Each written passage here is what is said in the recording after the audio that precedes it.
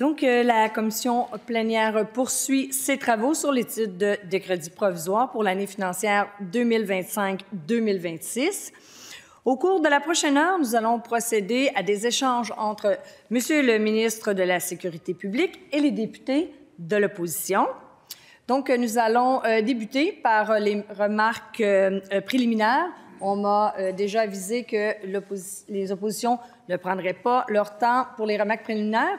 Donc, Monsieur le ministre, je vous cède la parole pour 6 minutes qui vous est alloué.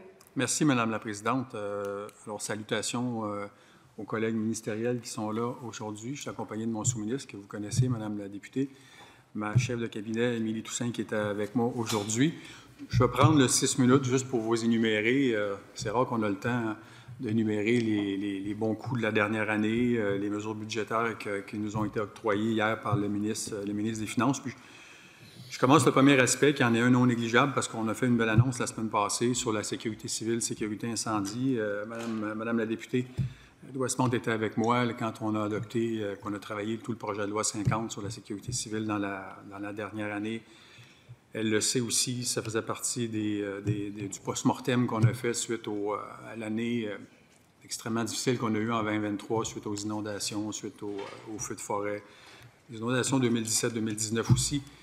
Puis on s'est mis au travail, puis ça a donné une petite révolution dans une certaine mesure en termes de sécurité civile, à savoir que depuis le 1er janvier dernier, bien, la SOPFEU que tout le monde connaît maintenant, qui est un acteur non négligeable pour combattre les feux de forêt au Québec, mais est devenu sous l'égide de la sécurité publique depuis le début de l'année. Ça a amené quoi aussi, quand on a adopté le projet de loi 50, j'avais parlé d'une petite révolution, à savoir qu'on allait mettre en place une réserve d'intervention d'urgence pour la sécurité civile, le RIUS. Ça veut dire quoi concrètement? Bien, vendredi dernier, on a fait une belle annonce, à savoir qu'il y aura 200 membres de la réserve qui seront disponibles, prêts à agir, prêts à être déployés sur le terrain pour supporter les différentes municipalités du Québec qui vivront des catastrophes, on ne le souhaite pas, mais qui pourraient vivre des catastrophes. Exemple, verglas, c'est un peu tard, mais on ne sait jamais.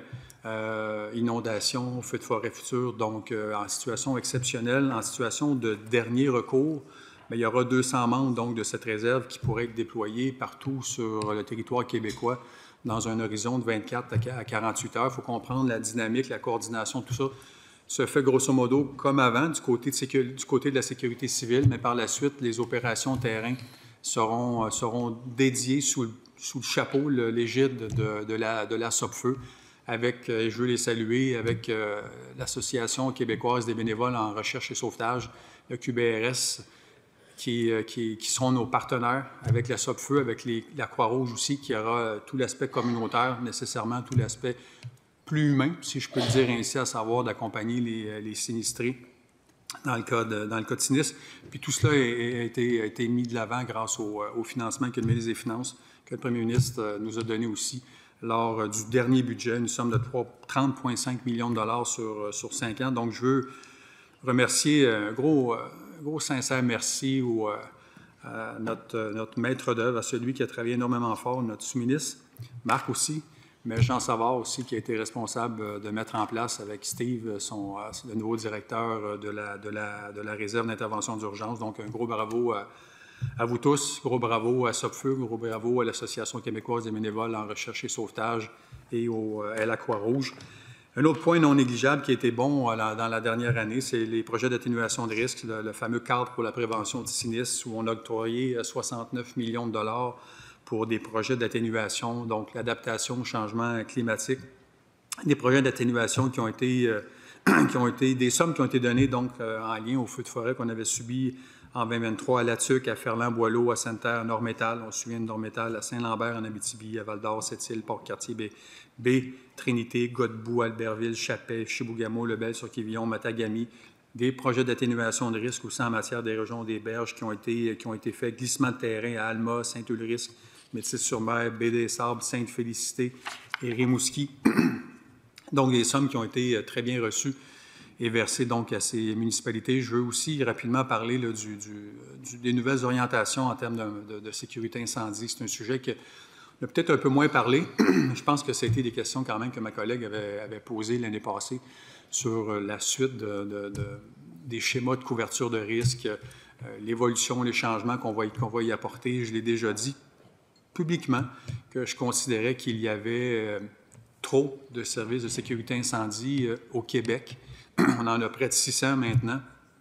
C'est indéniable que présentement, il y a des discussions à gauche et à droite avec les différentes municipalités du Québec qui souhaitent pour certains se fusionner. Puis je pense que c'est une très, très bonne idée de mettre en place donc les forces de tout le monde pour être capable d'offrir un service.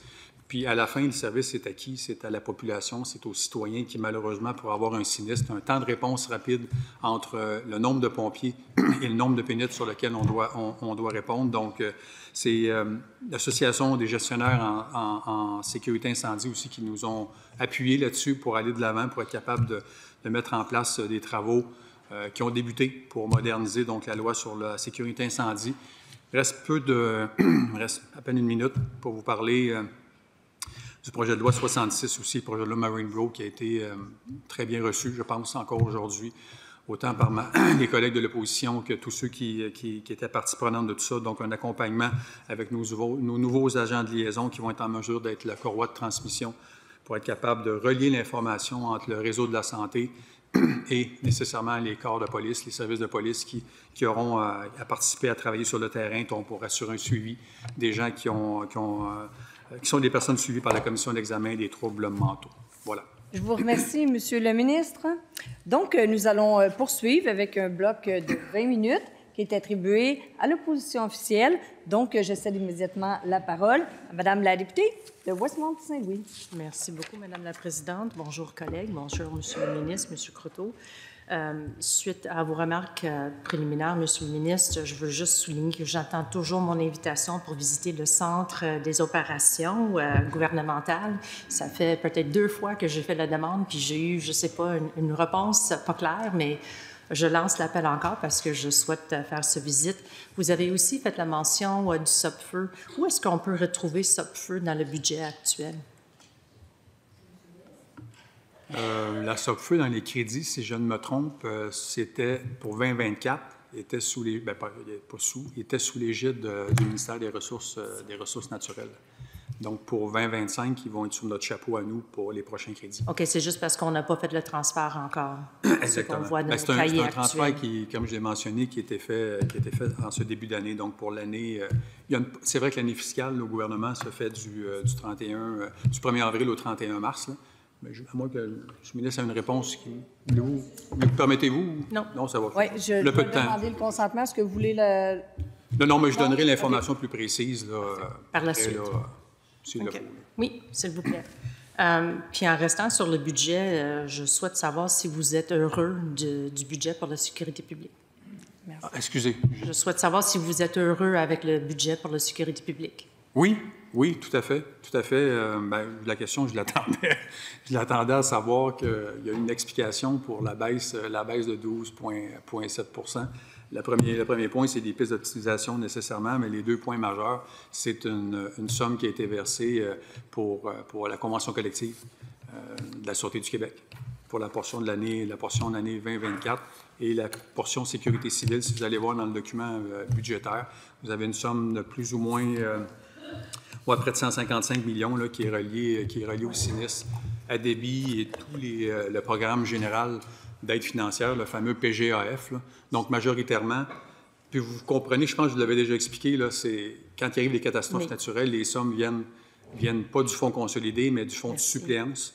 Donc, ces sommes, à la fin de l'année, si on a subi des catastrophes à la hauteur de 400-500 millions, bien, on vient supporter le ministère. Que ce n'est pas la seule place où on a vu une baisse d'investissement. On a vu une diminution du budget, oui, pour le SQ, mais pour le BEI, pour le coroner, pour l'UPAC, pour la RACJ. C'est pour ça que je me demande, est-ce que vous êtes toujours content? Ce sont des petites sommes, des pistes d'optimisation importantes pour les différents partenaires. Donc, il n'y a pas de somme majeure qui pourrait mettre en péril le travail de ces partenaires. C'est une baisse de 13,5 % au total et les coûts augmentent régulièrement. Alors, je ne pense pas qu'on peut constater que c'est des petits coupeurs. C'est quand même une diminution de 17 pour la SQ, pour la surveillance du territoire, 19 du budget pour lutter contre la criminalité, 60 du budget pour la sécurité civile et sécurité incendie. Je dis au total, le budget de la sécurité publique a diminué de 13,5 Fait que je souhaite essayer de comprendre pourquoi vous êtes content de ce budget. C'est ce que je vous ai mentionné. La baisse énorme vient surtout de la sécurité civile. Et la sécurité civile, à la base, il y a près de 155 millions de dollars qui sont reliés aux sinistres. Alors, les sinistres, je n'en souhaite pas, mais s'il y en a, ça varie d'année en année. Donc, vous avez à peu près 155 millions de dollars qui sont spécifiquement pour les sinistres. Et vous avez la portion, comme je vous l'ai mentionné, de la Sûreté du Québec qui vient. C'est une rétro de la convention collective. Donc, une somme de 88 millions de dollars. Donc, les grosses sommes qui amènent cette baisse que vous avez lue viennent surtout des sinistres, sécurité civile et de la portion de la Sûreté du Québec. Je vois le 60 pour cette portion, mais ça ne répond pas pour le 19 de baisse pour lutter contre la criminalité. Ça ne répond pas à le 17 pour la SQ.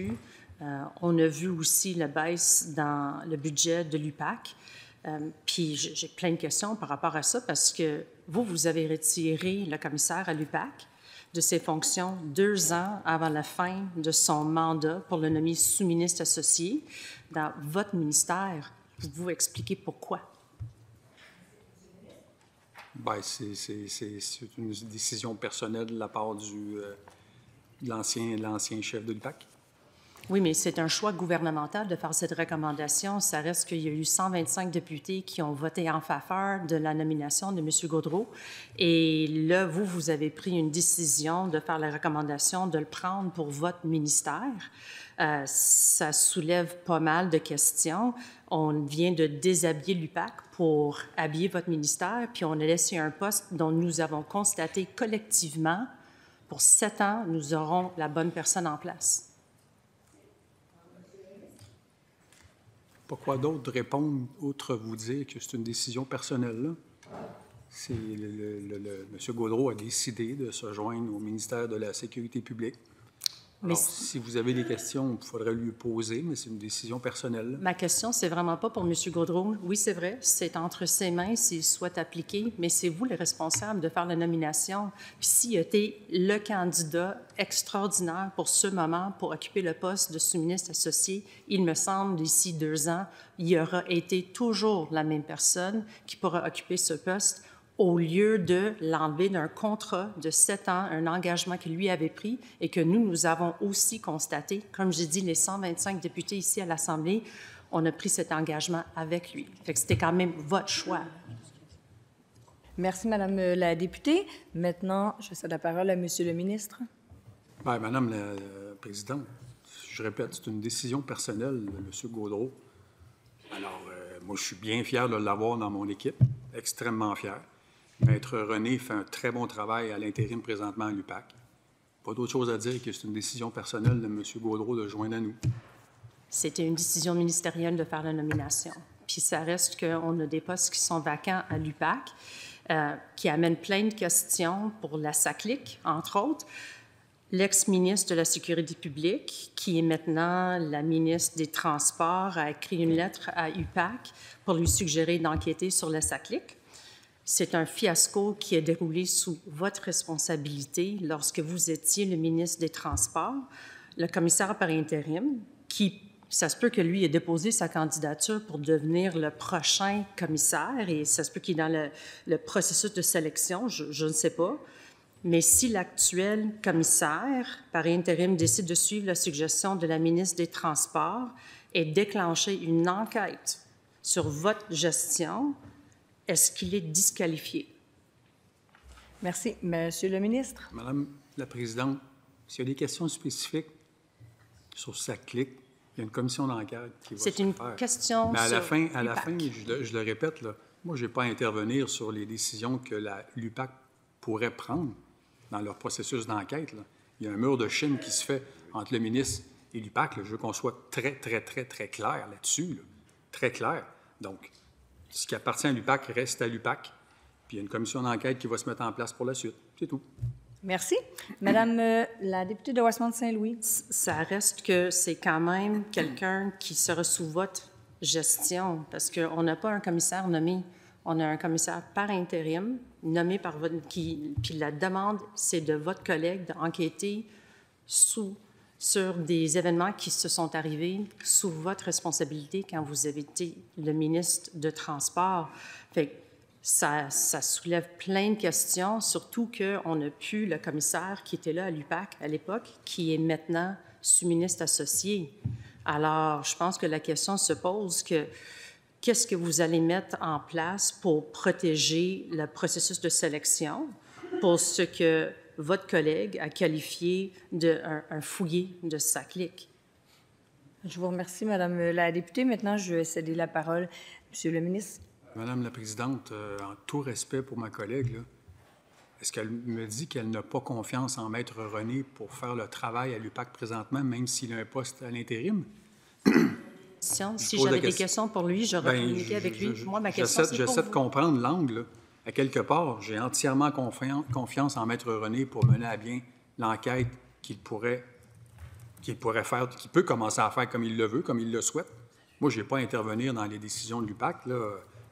Comme je l'ai répété, il y a un mur de Chine entre... La différence, c'est que le commissaire à l'UPAC est nommé par 2/3 de cette chambre ici. C'est pas la même chose.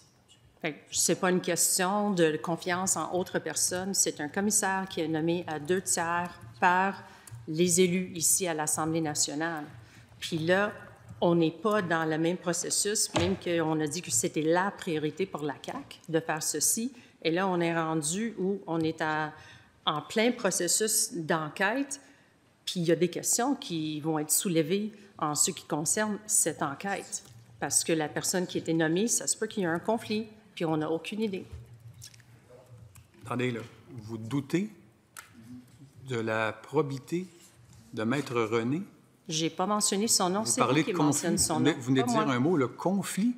Moi, je souhaite doutez savoir... de la probité du directeur par intérim de l'UPAC? Ça, c'est votre parole, pas non, le mais mien. je veux dire, juste une personne à la fois, je veux juste qu'on comprenne bien. En fait, si Monsieur le ministre, vous voulez la parole, je vous la donne. Ensuite, je vais vous la donner, Madame la députée de Westmount-Saint-Louis. Monsieur le ministre. Bien, je répète, là, si vous doutez de la probité du directeur général par intérim de l'UPAC, Maître René, c'est extrêmement grave, là, ce que vous dites là. C'est extrêmement grave. Vous parlez de conflit. De quel conflit? De quelle preuve que vous avez? C'est extrêmement grave ce que vous dites, Madame la députée. D'un processus. Il y a un processus de nomination. Une personne à la fois. Le processus suit son cours. Monsieur le ministre, une personne à la fois. Madame la députée de Westmount-Saint-Louis, vous pouvez poser votre question. Il y a un processus de nomination ici dans cette Assemblée, puis ça reste que la position n'est plus affichée. On a attendu des candidatures. En septembre, on a mis fin à ça. On n'a toujours pas de commissaire nommé. Et là, on est en train de demander de faire des enquêtes. Puis ça se peut que la personne qui est présentement en ce poste-là, comme intérim, a appliqué pour être commissaire, puis doit prendre des décisions. Fait que là, je pense que la question se pose, quelles mesures allez-vous mettre en place pour assurer qu'on va avoir un processus qui est clair, qui est net et qui va protéger le processus de sélection? Puis je pourrais continuer. Moi, je souhaite savoir quand est-ce que le prochain commissaire va être nommé, quand la nomination va être amenée ici aux élus pour faire un vote. Merci. Monsieur le ministre. Le processus de sélection est bien établi dans la loi. Donc, je vous invite à le suivre. Le processus de sélection suit son cours. Je l'ai suivi. C'est depuis le 25 mars que les nominations sont clos. Et nous sommes rendus, on est quoi aujourd'hui? On est le 26 mars. Alors, qu'est-ce qui tarde? Est-ce que nous allons voir une nomination bientôt? Le processus de sélection suit son cours. Vous le connaissez, vous l'avez lu. Ça fait 5 mois. Ça fait 5 mois, puis on n'a toujours pas eu aucun signal en ce qui concerne une candidature qui sera proposée par le gouvernement. Puis on sait on a un gouvernement qui ne respecte pas nécessairement les termes en place parce que même un engagement de 7 ans peut être un engagement de 5 ans. Puis c'est un rôle, me semble, que le gouvernement dit est essentiel parce qu'on est en train de dire on devrait poursuivre avec des enquêtes. Merci. Monsieur le ministre. Madame la Présidente, là, je ne comprends pas l'attaque qui se fait là, sur M. Gaudreault. Ce n'est pas une attaque. C'est une décision personnelle de sa part de se joindre au ministère. En quoi cela pourrait être un problème aujourd'hui? Sincèrement, là, sérieusement, en quoi cela pourrait être un problème? Le processus de sélection est bien établi dans la loi pour l'UPAC, le prochain directeur ou la directrice de l'UPAC. Il y a un processus qui est sur 18 mois. Donc, il n'y a pas rien de spécial que vous ne connaissez pas. Le processus est bien établi. On va le suivre. Merci. Le ministre est en train de me prêter des intentions. Il n'y a aucune attaque. C'est des questions, mais c'est des questions par rapport aux gestions du ministère. C'est une question par rapport aux décisions qui sont prises. Comme j'ai une autre question, est-ce que l'UPAC est toujours pertinente selon le ministre? Hein? OK. Absolument. Mais si c'est vrai, on n'a pas de commissaire depuis 7 mois. On a aussi le projet Serment où on a une enquête, le BEI, sur UPAC. Puis si on regarde le rapport annuel des travaux qui ont été effectués, on peut constater que c'était beaucoup de travail sur des condamnations des passeports vaccinaux. Alors, est-ce qu'on aura autre enjeu pour l'UPAC à occuper dans le futur? Merci. Monsieur le ministre. Écoutez, en tout respect, là, vous me demandez si moi j'interviens du côté de l'UPAC ou leur donner des Moi, ma question, c'est sur la missions spécifiques ou des enquêtes spécifiques. Il y a un mur de Chine entre l'UPAC et moi. C'est pas moi qui va dicter. Juste une personne à la fois. C'est vous avez lui qui posé, décide. Madame la députée d'Ouest-Mont-Saint-Louis, vous avez posé une question, on va laisser le ministre. J'ai entièrement confiance au travail de l'UPAC, mais c'est l'UPAC qui dicte ces différentes volontés d'enquête sur des sujets XY qui peuvent être importants ou qui peuvent être soulevés dans l'actualité. Sauf que c'est sous votre responsabilité, puis nous n'avons plus de commissaire, puis ça, c'est grâce à une décision ministérielle. Alors, je souhaite savoir qu'est-ce qui se passe, puis c'est pas la seule place où j'ai des questions. On peut passer tout de suite à la RACJ. Vous avez aussi, on a des places, des postes qui sont toujours vacants parce que vous avez suspendu le patron de RACJ pour une durée indéterminée. Fait que je souhaite savoir pourquoi et si lui, il est payé actuellement. Merci. Monsieur le ministre. Ça appartient aux emplois supérieurs. Ils sont suspendus. Donc, vous comprendrez que je ne peux pas commenter là-dessus. Fait que vous n'avez pas la réponse à cette question. Ça, c'est les emplois supérieurs qui l'ont suspendu avec les raisons qui incombent aux emplois supérieurs. Et savez-vous s'il est toujours rémunéré? La réponse est oui. La réponse est oui. OK, parce qu'il gagne 215 000 par année, puis ça veut dire depuis sa suspension, il récolte un 54 000 Ça, c'est les fonds publics. Puis on n'a pas de réponse de le pourquoi, puis on ne sait pas pour combien de temps que lui va rester à la maison sans travailler, fait qu'on n'a toujours pas de président. Merci. Monsieur le ministre. C'est malheureusement la procédure lors d'une suspension. Mais je pense qu'on a des enjeux dans la RACJ, puis on a besoin d'avoir une capitaine de ce bateau, parce que si on se base sur tout ce qui est arrivé avec la situation vraiment grave de Mme Zapata, on a vu, il y a une enquête, l'émission Enquête qui a été diffusée juste dernièrement, ils ont fait des travaux exceptionnels, puis dans ce rapport, on peut voir le scandale des morts qui ont dit prévisible. On utilise des mots comme criminel. C'est tellement troublant que le coroner Ramsey a amendé son rapport le 20 mars et le rapport initial publié le 28 février 2023 qui comptait 3 recommandations à la RACJ, maintenant amendé compte 12 recommandations. Le coroner demande notamment de modifier la réglementation pour le sport et combat pour intégrer les 11 recommandations. Ça fait 3 ans depuis que Mme Zapata est décédée. Moi, je souhaite savoir qu'est-ce que vous attendez pour agir. Merci. Monsieur le ministre.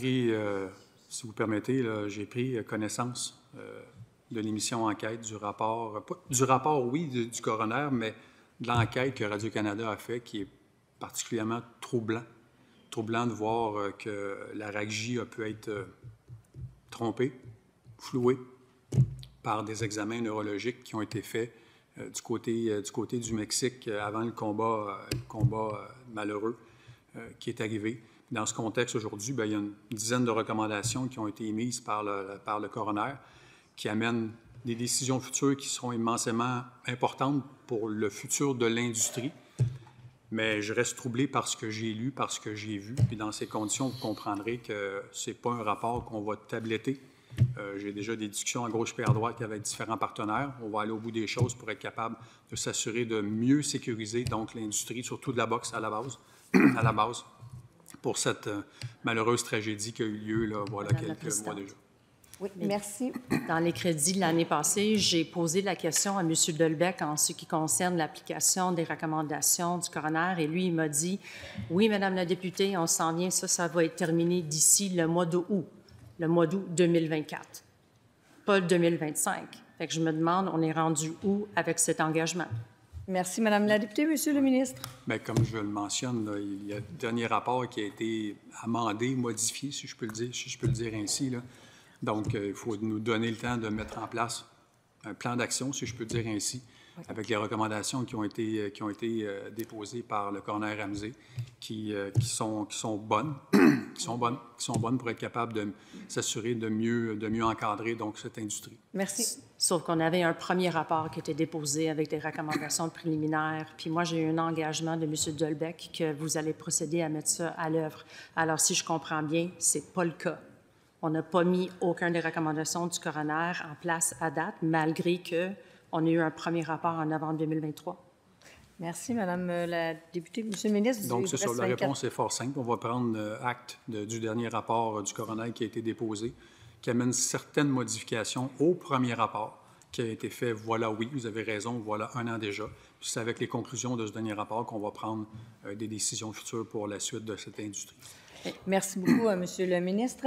Est-ce que le ministre peut au moins s'engager à appliquer la recommandation 7 immédiatement, c'est-à-dire l'examen radiologique pré-combat soit fait au Québec? Le temps est terminé. Je suis désolée. Il faut que nous enchaînons avec un bloc de 17 minutes 45 secondes pour le deuxième groupe d'opposition. Donc, Monsieur le député de Laurier-Dorion, à vous la parole. Merci, Madame la Présidente. Bonjour, Monsieur le ministre. Je salue également vos collègues. Donc, on vient de voir que c'est un budget du gouvernement du Québec qui, en matière de sécurité publique, alloue des petits montants un peu partout et qui n'offre aucune nouvelle mesure. Par exemple, pour cibler la lutte et la prévention de la délinquance juvénile, alors que le Québec, oui, fait face à une flambée de la violence et des recrutements des jeunes par les gangs criminels. Et pour cause, on observe une baisse, vous l'avez dit, approximativement à 16% du budget du ministère de la Sécurité publique. C'est ce qui se reflète dans plusieurs dépenses et des mesures qui ne seront pas indexées. Par exemple, le budget pour les incendies des forêts est prévu à la baisse, alors que l'an passé, il en a coûté 318 millions. Et la question qui s'impose tout de suite, Monsieur le ministre, c'est vous avez budgété seulement 123 millions. Expliquez-nous au bénéfice des députés et du public qui nous regarde, et pourquoi avez-vous budgété moins que la moitié? Est-ce que vous avez prévu un fonds d'urgence si jamais il y a des feux de forêt intenses? Merci, Monsieur le député. Monsieur le ministre, à vous la parole. C'est une bonne question. Ça vient un peu en lien avec la question de la députée de Saint-Louis, de Westmount-Saint-Louis tantôt. Il est normal que la majorité de cette baisse que vous avez vue dans les crédits budgétaires du ministère sont basés premièrement sur les sinistres que nous avons eus en 2024, donc l'ouragan tropical Debby, tout le programme général d'aide financière sur lequel on a supporté donc les municipalités et les sinistrés. On parle de plus ou moins 155, 156 millions de dollars pour cette portion. Puis il faut comprendre que lorsqu'il y a un sinistre qui nous frappe, on ne peut pas prédire. On pourrait mettre 500 millions si on voulait dans ce programme de sécurité civile, mais on pourrait ne pas le dépenser. Tout dépend des catastrophes naturelles, feux de forêt ou autre. Donc, c'est le fonds de suppléance qui vient nous supporter donc à la fin de l'année financière pour compenser donc ces différentes catastrophes. Je le disais tantôt, L'autre point majeur aussi, c'est la rétro. C'est une somme rétro non récurrente là, pour la Convention collective de la Sûreté du Québec. Donc, on parle de 88 millions de dollars ou à peu près. Donc, grosso modo, et des pistes d'optimisation nécessairement qui viennent avec le ministère. Donc, les baisses les plus importantes viennent surtout du fait qu'il y a eu des sinistres en 2024, une portion rétro qui vient du côté de la Convention collective de la Sûreté du Québec. Puis je fais un petit bémol de 30 secondes parce qu'il m'a posé un peu la question tantôt dans son préambule. C'est important de mentionner qu'il y a une nouvelle stratégie qu'on a annoncée hier dans le budget, une stratégie québécoise de lutte contre la criminalité. Il y a une somme de 120 millions de dollars qui va être disponible pour les différents corps de police, services de police partout sur le territoire québécois. Convergence aussi vers l'action communautaire qui va être importante, les municipalités, l'intervention policière et, je sais que c'est un sujet que vous m'aviez soulevé, si je ne me trompe pas, les gangs de rue aussi, dans ce 120 millions de dollars sur 5 ans. Monsieur le ministre, monsieur le député. On va y arriver. Mais avant, j'aimerais savoir pourquoi vous avez fait des coupures dans des budgets, dans des enveloppes qui nous paraissent comme très importantes. Là. Par exemple, il y a moins d'argent pour les bureaux d'enquête indépendantes, moins d'argent pour les commissaires à la déontologie policière, moins d'argent pour les tribunaux administratifs de déontologie policière. Donc, toutes les entités qui exercent un rôle de contrôle et de surveillance des corps de police ont connu des baisses. Là. Tout d'abord, pourquoi? Et ensuite, êtes-vous conscient que vous êtes en train d'envoyer un message à travers ces diminutions, ces coupures-là? Je pense qu'il faut voir ça pas mal plus comme des pistes d'optimisation. On peut faire toujours plus au gouvernement. Puis dans ces conditions, on a des pourcentages très minimes du côté du ministère qui ont amené une légère baisse du côté de ses partenaires dans le budget de cette année. Donc, je suis entièrement confiant qu'on va être capable, encore une fois, de bien supporter ces différents partenaires, mais de livrer la marchandise. Monsieur le ministre, monsieur le député. Vous parlez des baisses minimes. Il faut voir par rapport à l'ensemble du budget de ces organismes-là. Par exemple, pour les bureaux d'enquête indépendante, c'est autour de 10 %, ce qui signifie quand même une coupe draconienne pour un organisme de cette taille-là. Qu'est-ce que vous avez coupé exactement là, dans ces 3 organismes-là? Merci, monsieur le député. Monsieur le ministre. Bien, précisément, là, on parle de 3 millions à peine. 3 millions à peine là, pour ce qui est des crédits comme tels pour le commissaire à la déontologie policière, le tribunal administratif, la régie des alcools, le commissaire à la lutte contre la corruption, puis le BEI. On parle de crédits qui étaient de 70,8 millions de dollars à 67,8. Donc, on parle de 3 millions. 3 millions de moins là, sur l'ensemble de ces différents partenaires. Donc, je reste convaincu, comme on le fait quand je parlais de pistes d'optimisation du côté du ministère, que ces différents partenaires vont continuer de livrer la marchandise comme ils le font très bien depuis les dernières années. Merci, monsieur le ministre. Monsieur le député. Je l'espère bien, monsieur le ministre, là, mais c'est des baisses substantielles considérant les budgets de ces organismes-là. Je viens de vous le dire, là, le bureau des enquêtes indépendantes, il va compter sur un budget amputé de 10 % et les budgets à vue d'œil comme ça, et les budgets du commissaire à la déontologie policière, c'est autour de 5 % et le tribunal administratif du logement, c'est autour de un peu plus de 5 %, mais c'est logement, c'est pas chez nous, là. Vous avez dit logement, là. Pardon, tribunal administratif de déontologie policière. Et donc, par rapport au budget de ces organismes-là, vous avez effectué des coupures importantes. Là.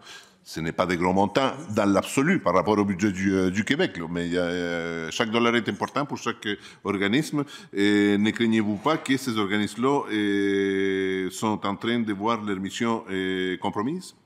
Merci, monsieur le député. Bien, je peux être plus précis pour le collègue, là. Le commissaire à la déontologie, on parle de 300 000 $ à la page 20-9, le programme 6, encadrement et surveillance. Tribunal administratif, on parle de 60 000 $. Du côté de la régie des alcools, c'est 1 million.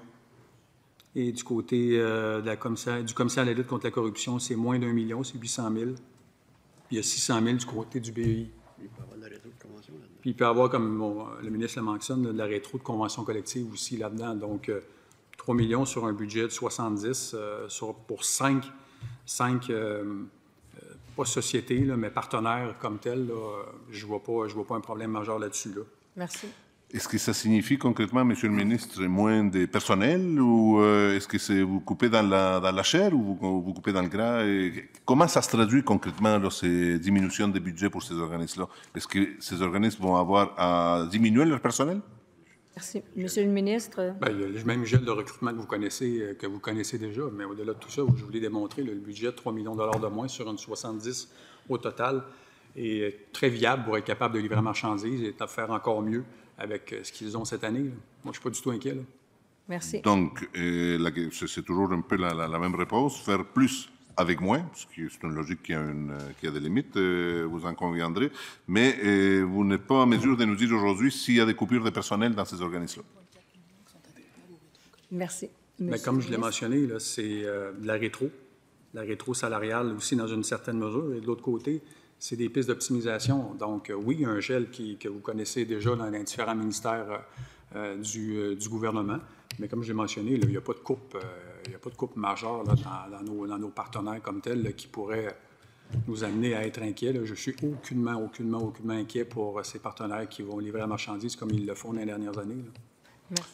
Merci, Monsieur le ministre. Je vais passer à un autre volet. Et il y a dans le budget de votre ministère, il y a un budget de 119,6 millions pour mettre en place la stratégie québécoise de lutte contre la criminalité qui permet, je cite, qui permettra entre autres de financer plus efficacement les organismes communautaires travaillant en prévention et de soutenir le travail des policiers, des services correctionnels.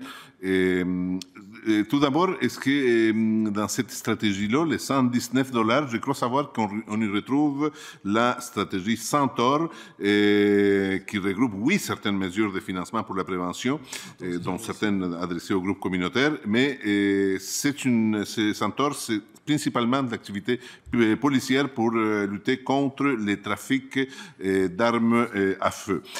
Quel est le pourcentage dans les 119 attribués aux activités policières versus les activités adressées aux organismes communautaires? C'est une question qui est bonne. Premièrement, ça n'a rien à voir avec Centaure. Ça. OK, parfait. Ça n'a rien à voir avec Centaure comme tel. La somme que vous avez est bonne, 119,6 millions qui sont répartis sur une période de 5 ans. Puis comme je l'ai dit tantôt d'entrée de jeu, il y a 3 aspects qui sont importants avec des partenaires. L'action communautaire, je vous l'ai mentionné tantôt, les municipalités et nécessairement les policiers, l'intervention policière. Puis il y a un aspect non négligeable qui était important, je sais, pour vous, dans la dernière année, vous m'avez posé une question, ce sont aussi la situation des gangs de rue sur le territoire québécois. Par cœur, la question m'avait déjà été posée par un journaliste, puis je ne veux pas me tromper, mais on parle d'à peu près 40 à 60 %, 40 côté prévention, 60 % du côté répression pour le partage des sommes qui sont dédiées dans les différents programmes que nous avons. Donc, vous allez sûrement me dire, est-ce que c'est équitable? Moi, je crois que oui. Il y a un travail important qui doit être fait en prévention pour mieux prévenir, mais il y a un travail de terrain, de présence aussi des policiers en termes de répression qui est immensément important. Je pense qu'on a réussi à trouver un équilibre qui est intéressant dans le cadre du partage que nous avons à faire avec nos différents partenaires pour les soutenir. Je le disais, puis je termine avec ça rapidement. En 2018, on soutenait les différents corps de police avec ces programmes à la hauteur de 16 millions de dollars. On est rendu à 112 millions. Donc, on est pas mal fiers de voir avec cette stratégie qu'on soit capable de supporter l'ensemble des partenaires que je vous ai mentionnés tantôt. Merci, Monsieur le ministre. Monsieur le député. Toujours sur le même sujet. Et, Monsieur le ministre, vous financez. Quelle est la pratique de votre ministère concernant les financements pour la prévention portés par les groupes communautaires? Est-ce que c'est le financement à la mission ou le financement par projet? C'est ça. C'est qu'on va avoir une flexibilité dans cette stratégie comme telle pour soutenir la mission, soutenir les projets, puis de s'assurer de bien répondre aux différents enjeux que je vous ai soulevés tantôt, qui sont importants. Donc, ça, c'est une portion, 120 millions, qui est un de nos plus gros. On a aussi, un point non négligeable aussi, là, toutes les équipes mixtes. Je pense que je vous en avais déjà parlé. Les équipes mixtes sont sur le terrain aussi. On a des sommes pour ça qui sont à la hauteur de 14,5 millions de dollars. Les EMIPIC du côté Sûreté du Québec, du côté des communautés autochtones aussi, qui en font la demande, donc pour être capable de supporter. Puis, on voit des beaux succès à gauche par droite, autant du côté de la Sûreté du Québec avec ses équipes mixtes, travailleurs sociaux et policiers, policières, versus aussi la même chose qu'on voit du côté du financement qu'on donne aux corps de police municipaux pour avoir des équipes mixtes qui accompagnent malheureusement certaines situations de cas de santé mentale ou d'itinérance sur le terrain. Ministre, Monsieur le Très bien, mais les travailleurs sociaux dans les équipes mixtes dont vous parlez, c'est du personnel embauché par les différents corps policiers. Oui, qu'on finance, qu'on supporte. Donc, il y a une portion de financement qui est supportée par le ministère. Il y a une portion de financement aussi qui avait été octroyée, voilà, 2 ans, si je ne me trompe, à la hauteur de 60 millions sur 5 ans du côté des services sociaux. Très bien. J'aimerais vous amener, Monsieur le ministre, sur la question de la loi sur les jeunes contrevenants qui prévoit des mesures de garde discontinue. Et donc, au lieu de, pour un jeune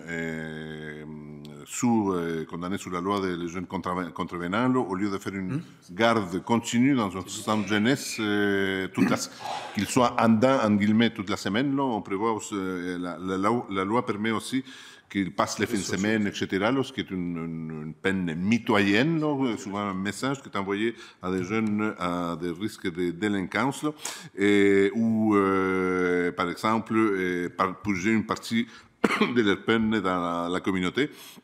Et ce qu'on nous dit, c'est que ces programmes, la garde discontinue, ne reçoit plus de financement depuis quelques années ou que très peu de policiers s'y réfèrent. Est-ce que vous avez des données concernant ces programmes-là, de la garde discontinue? Je ne veux pas vous corriger, Madame la Présidente, Monsieur le député, là, mais c'est une question qui serait plus reliée aux services sociaux, à la DPJ. C'est une question de garde discontinue. C'est des jeunes contrevenants, c'est des jeunes qui ont commis des actes criminels. Est-ce que c'est sous votre responsabilité? Ce n'est pas sous notre responsabilité. Là. Donc, c'est santé et services sociaux. Merci. Très bien. Quand vous dites, là, je reviens au budget des 119 millions, là, quand vous dites c'est financer plus efficacement, qu'est-ce que vous voulez dire? C'est un peu une phrase très convenue, là, mais ça veut dire quoi concrètement sur le terrain, Monsieur le ministre? Merci. Monsieur le ministre?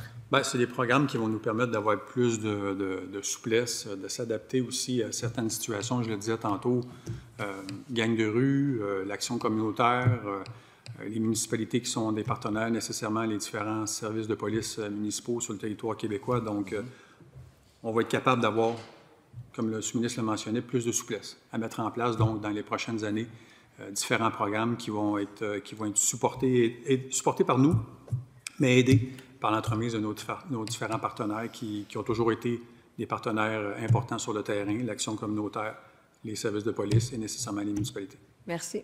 Et concernant ces sujets, vous recevez du financement du gouvernement fédéral? Pour cette portion? Oui. Non. Pour d'autres activités de prévention de la criminalité? Oui. Ben, gang de rue, ben, pas gang de rue, mais crime organisé, Centaure, oui, il y a eu des sommes qui viennent du fédéral comme tel. Drogue, oui, c'est ça. Là. Merci. Monsieur le député de Laurier-Dorion, il vous reste 2 minutes. Très bien. J'aimerais avoir plus de précisions sur le budget de 4,4 millions sur 3 ans pour reconduire le financement de l'équipe dédiée à la lutte contre la violence entre partenaires intimes à la Sûreté du Québec. Qu'est-ce qui fait exactement ces programmes-là, Monsieur le ministre? Bien, ça, c'est une bonne question. C'est une équipe spécialisée de la Sûreté du Québec. Je n'ai pas la nomenclature, mais on a à peu près 8 partenaires de la Sûreté du Québec sur cette équipe spécialisée qu'on appelle le VPI, la violence entre partenaires intimes. Donc, c'est complexe, des risques importants pour les victimes qui sont impliquées, qui nécessitent que la Sûreté du Québec soit, pour nous, muni d'une équipe spécialisée pour la sécurité des victimes, les enfants dans les situations de violence, de VPI, de violence avec les personnes intimes. Je veux que ce soit une priorité pour nous autres, puis c'était important pour moi d'assurer la continuité de cette équipe spécialisée du côté de la Sûreté du Québec pour s'assurer que cette petite équipe quand même, mais immensément importante pour le travail qu'ils font, assure une continuité. Donc, pour accompagner donc, ces partenaires intimes, cette situation de violence que certains partenaires pourraient avoir dans le quotidien. Merci. Monsieur le député Laurier-Dorion. Est-ce que c'est des salariés à temps plein sur ces projets-là ou ils font ça parmi les Non, c'est une équipe dédiée, c'est une équipe spécialisée, là. Je n'ai pas la nomenclature des personnes spécifiques qui sont sur l'équipe, mais je pourrais vous la donner là, dans le futur là, pour vous dire exactement qui en fait partie et qui fait quoi. Est-ce qu'ils travaillent de façon... Ils sont dans une unité ensemble, ils travaillent ou ils sont éparpillés à travers les territoires? Je ne peux pas vous dire s'ils sont éparpillés ou non, là, mais c'est une équipe qui est coordonnée, là, spécialisée comme telle là, pour s'assurer là, de concentrer leur travail. Puis il y a un financement qui est dédié spécifiquement à cette lutte. Merci, Monsieur le ministre. Votre temps est terminé. Je suis désolée. Alors, nous devons poursuivre. Alors, maintenant, nous allons poursuivre avec un bloc de 7 minutes 24 secondes pour le troisième groupe d'opposition. Donc, Monsieur le député de Jean Talon, je vous cède immédiatement la parole. Bonjour, Monsieur le ministre. L'an passé, à l'étude des crédits, pas les provisoires, mais l'étude des crédits, je vous ai posé des questions qui ont semblé vous surprendre sur un sujet extrêmement important pour le Québec, celui de l'ingérence étrangère. J'aimerais savoir quelle réponse vous avez pour nous cette année sur l'état de préparation du Québec et des budgets qui sont consacrés par le ministère de la Sécurité publique à la question de l'ingérence étrangère, notamment compte tenu des conclusions du rapport Hogg, qui indique que les acteurs étrangers, je cite, « les acteurs étrangers ciblent les institutions à tous les niveaux au Canada, les gouvernements provinciaux, territoriaux, autochtones et municipaux sont visés. Les réponses à l'ingérence étrangère, quel que soit l'ordre du gouvernement visé, peuvent aussi nécessiter des outils d'intervention dans des champs de compétences qui ne relèvent pas du gouvernement fédéral au terme de la Constitution. » L'année passée, votre réponse avait été « c'est le gouvernement fédéral qui s'en occupe ». Quand je vous ai demandé si vous estimiez qu'il y avait des risques d'ingérence étrangère, vous m'avez répondu « Rien ne laisse croire qu'il y ait ingérence au Québec. Rien, rien, rien. » C'était aussi la même journée en Chambre où la mairesse de Brossard nous avait transmis une lettre indiquant qu'elle avait des problèmes d'ingérence étrangère dans ses élections municipales. Quelles sont vos réponses aujourd'hui à ces questions? Merci, Monsieur le député. Monsieur le ministre. Merci, Madame la Présidente. C'est une réponse qui va être plus ou moins similaire, là. Tout le travail qui est fait entre le Bureau de la sécurité de l'État et le SCRS canadien, ce sont eux qui s'assurent des processus de renseignement, d'enquête s'il y a lieu pour la suite des choses. Je peux rassurer le député, il n'y a pas d'ingérence étrangère vis-à-vis de nos institutions démocratiques au Québec.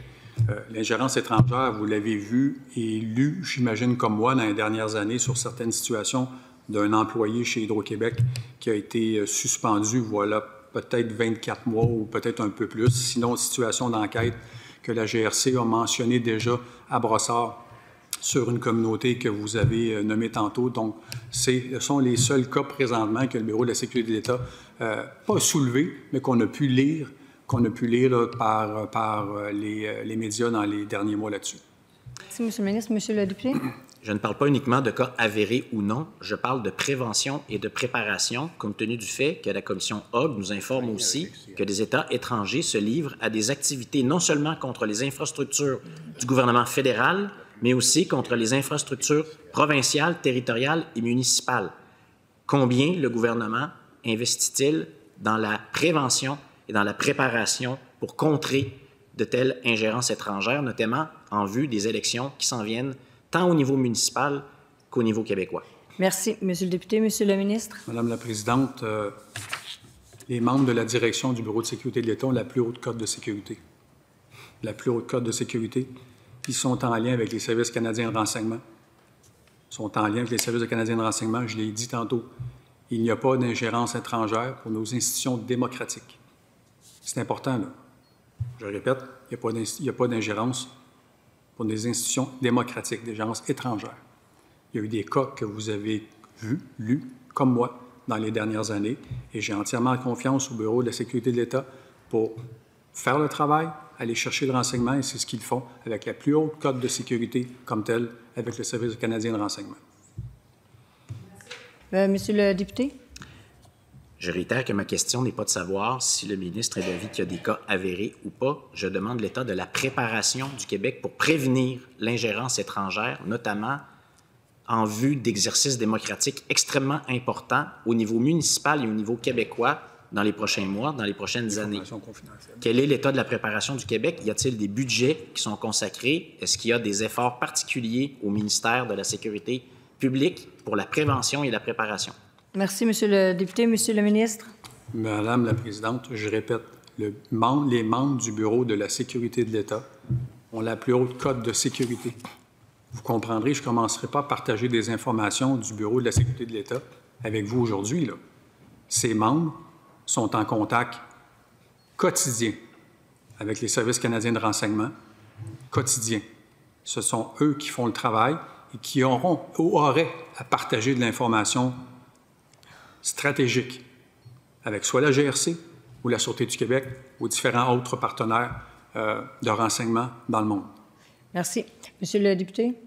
Est-ce que je comprends de la réponse ou des réponses du ministre que le gouvernement du Québec, le gouvernement de la CAQ, confie entièrement au gouvernement fédéral la question de la prévention des risques d'ingérence étrangère où le Québec s'y prépare lui-même? C'est bien de collaborer avec le gouvernement fédéral, mais est-ce que le Québec considère qu'il a sa propre responsabilité et qu'il va s'occuper de protéger les intérêts du Québec contre les risques d'ingérence étrangère?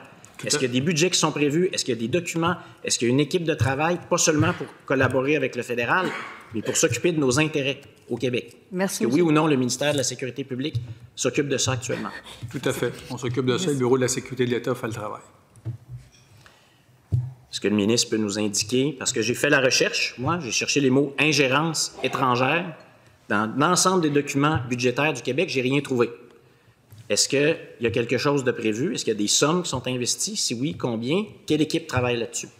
Merci, Monsieur le député. Monsieur le ministre. Bien, je répète que le Bureau de la sécurité de l'État, les employés qui sont sous ce chapeau d'une division qui est extrêmement importante pour la sécurité de l'État, avec la plus haute cote de sécurité, ces membres travaillent nécessairement avec des partenaires, et nos partenaires sont les partenaires canadiens que vous connaissez, que ce soit le SCRS ou les différents partenaires internationaux, pour s'assurer de répondre à de possibles attaques ou autres comme telles. Mais je le répète, il n'y a pas d'ingérence étrangère dans nos institutions démocratiques au Québec. Et j'ai entièrement confiance aux membres du Bureau de la sécurité de l'État pour bien répondre et défendre nos intérêts et de s'assurer qu'on a des partenaires bien au fait de la situation, que ce soit la GRC, que ce soit la Sûreté du Québec ou autres partenaires. Merci, Monsieur le ministre. Monsieur le député, vous avez la parole. Est-ce que le ministre considère que c'est une question suffisamment importante, notamment qui a un impact sur les élections? Et ici, on est bien placé pour parler d'élections. Est-ce qu'il considère que c'est une question suffisamment importante pour la travailler de façon transpartisane avec notamment les partis d'opposition en vue de l'élection, des élections municipales qui s'en viennent et en vue des élections au Québec qui s'en viennent aussi prévues au mois d'octobre 2026, par exemple, au sein d'un groupe de travail spécial ou d'une commission parlementaire spéciale? Merci. Monsieur le ministre. Madame la Présidente, je répète, j'ai entièrement confiance aux membres du Bureau de la sécurité de l'État qui ont la plus haute cote de sécurité, pour s'assurer d'avoir tous les renseignements, de partager ces renseignements avec les partenaires. Votre temps de parole est et de répondre aux inquiétudes. Votre temps de parole est terminé. Je dois être juste avec tout le monde. Votre temps de parole est terminé. Je dois passer maintenant à l'opposition officielle.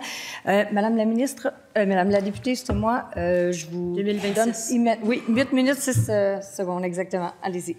Merci. Je veux revenir sur le rapport de la RACJ parce que je n'ai pas une réponse à ma question que j'ai posée lors de notre dernier échange. La recommandation 7, moi, je souhaite entendre le ministre, moi, je souhaite avoir un engagement de sa part que, immédiatement, c'est-à-dire qu'on va exiger l'examen radiologique pré-combat soit fait au Québec pour tous les boxeurs qui vont venir ici. Monsieur le ministre. Bien, la question est importante, Madame la Présidente. Je l'ai répété tantôt. Il y a eu un premier rapport où il y avait une recommandation. Un deuxième rapport qui a été fait où il y en a, si je ne me trompe, 11 ou 12. 11. Moi, j'ai mon opinion. J'ai bien lu et vu le rapport et surtout vu tout le processus d'enquête incroyable que Radio-Canada a fait sur cette situation.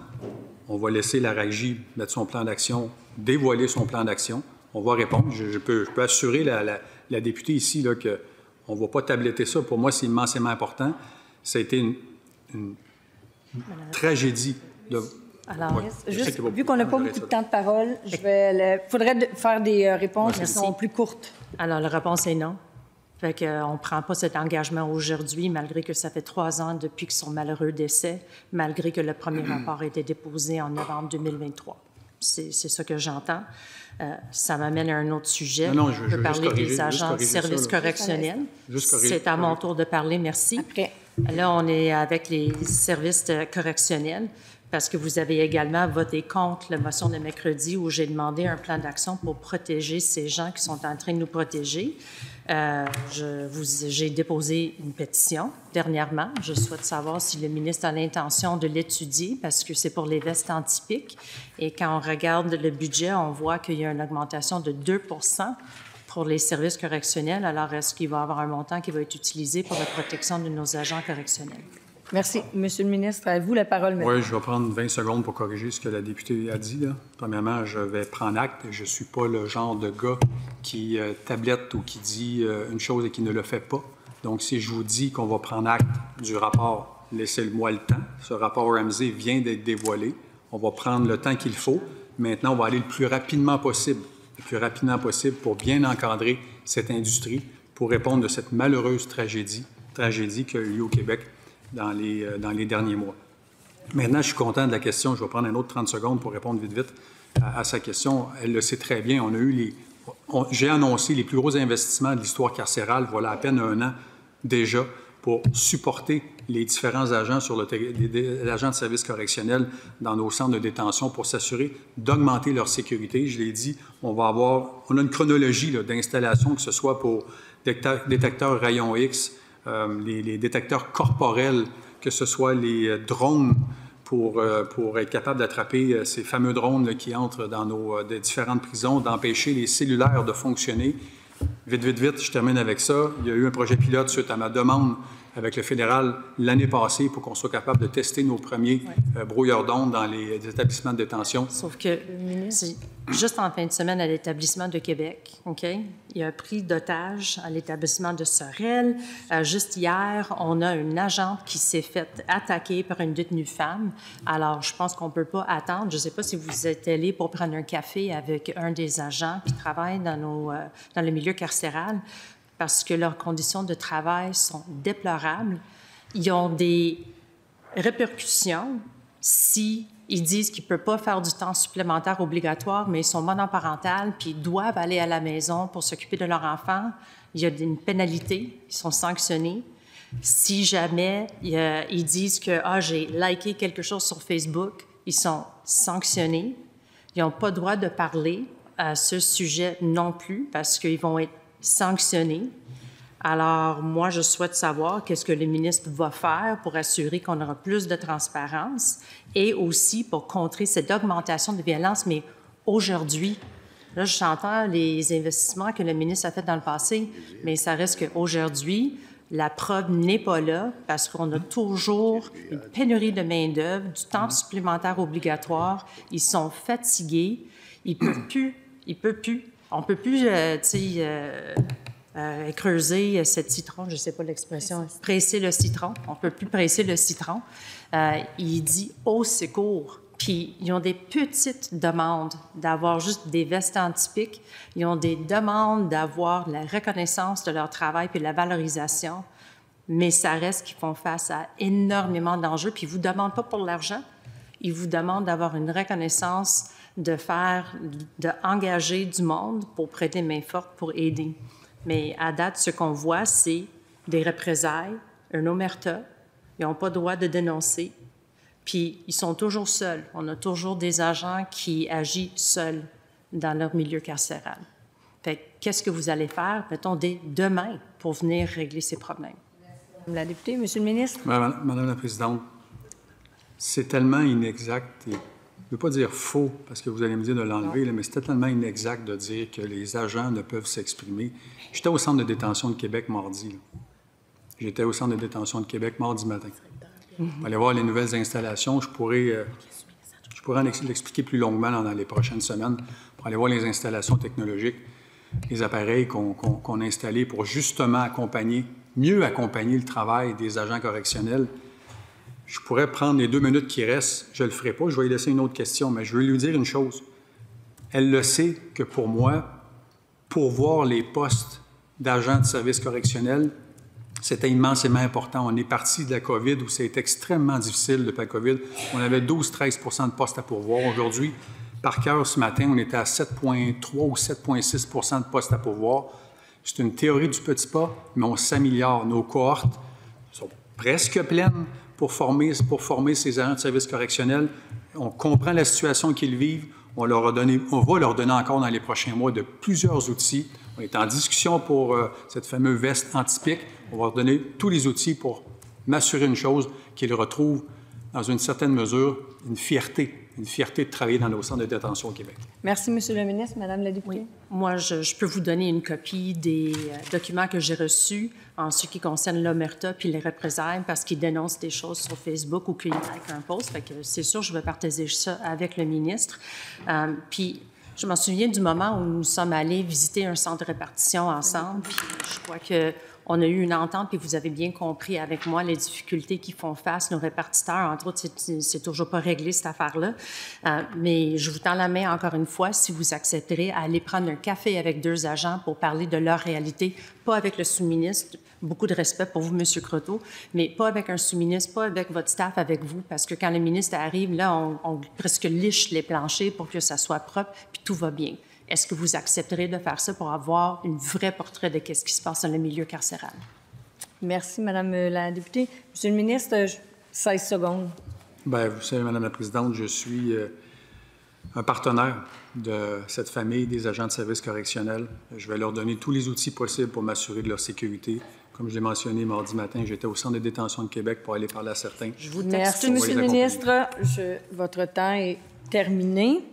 Donc, la commission plénière ayant terminé cet échange, je remercie les personnes qui ont participé et j'ajourne les travaux. Je suspends les travaux jusqu'à quelques instants. Bon, bien, alors on poursuit. Alors, absolument, on les suspend à cette heure-là, mais là, je suspends quelques instants.